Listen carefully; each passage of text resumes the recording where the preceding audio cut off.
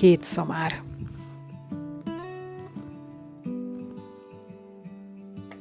Két szamár sétálgat Jeruzsálem poros utcáin.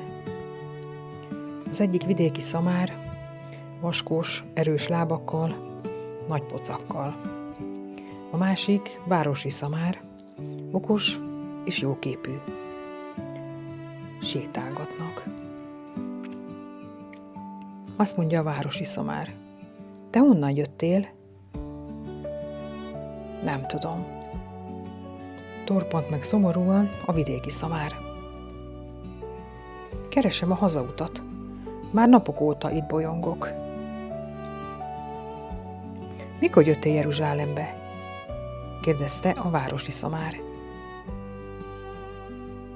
Nem tudom, mondta újra a vidéki szamár. Egyszer csak anyámmal együtt elhoztak engem. Valaki felült a hátamra, az emberek kiabáltak, ruháikat és pálmaágakat dobáltak elénk. Ki volt az, aki rajtad ült? Kérdezte a városi szamár. Ezt tudom, torpant meg a vidéki szamár, és örült, hogy végre tud valamit. Akik vele voltak, úgy hívták őt Jézus. Akkor mindent tudok, kiáltott fel a városi szamár. Ez virágvasárnap volt, felbújdult a város, mikor ő jött. Nagy öröm volt. Sajnos már nem él. Megölték őt. Keresztre feszítették. Ó, mondta szomorúan a vidéki szamár. De sajnálom, pedig milyen szelíd volt. És nem is volt nehéz.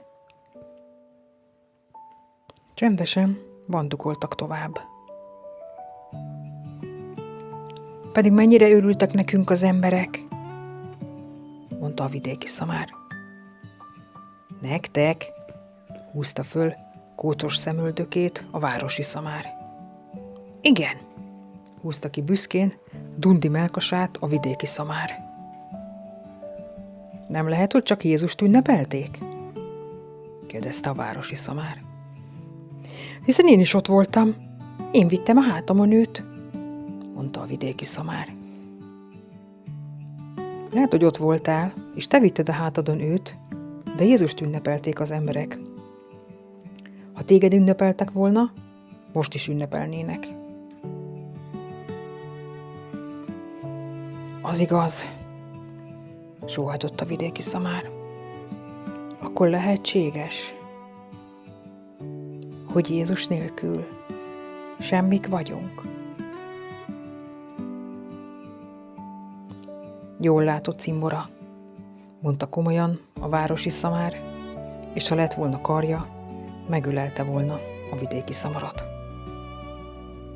Gyere, kikísérlek a városból, tudom, hol jöttél be.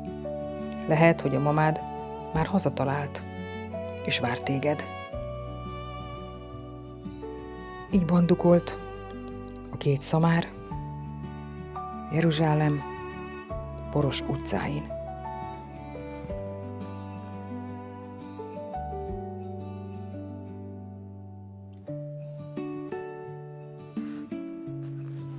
Igen, Jézus nélkül semmik vagyunk. Minden nap rászorulunk irgalmára, kegyelmére és jóságára. Ő a világosság, a fény, a felkelő nap első sugara, az ég kékje, a fű zöldje, a napraforgó sárgája.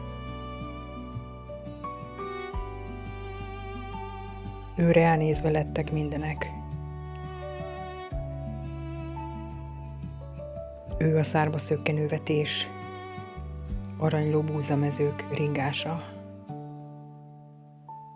Ő a hit, a remény, a szeretet, a békesség, és a nagybetűs boldogság.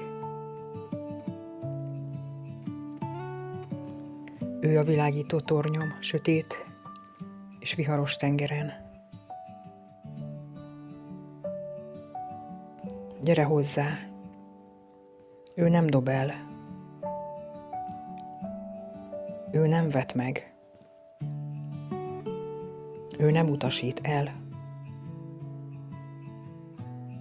Ő a szeretet istene,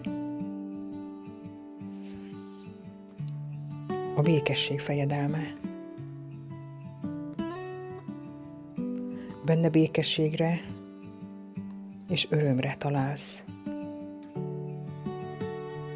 Szerető karjaiban nyugalmat találsz. Senki sem szeret úgy, mint ő,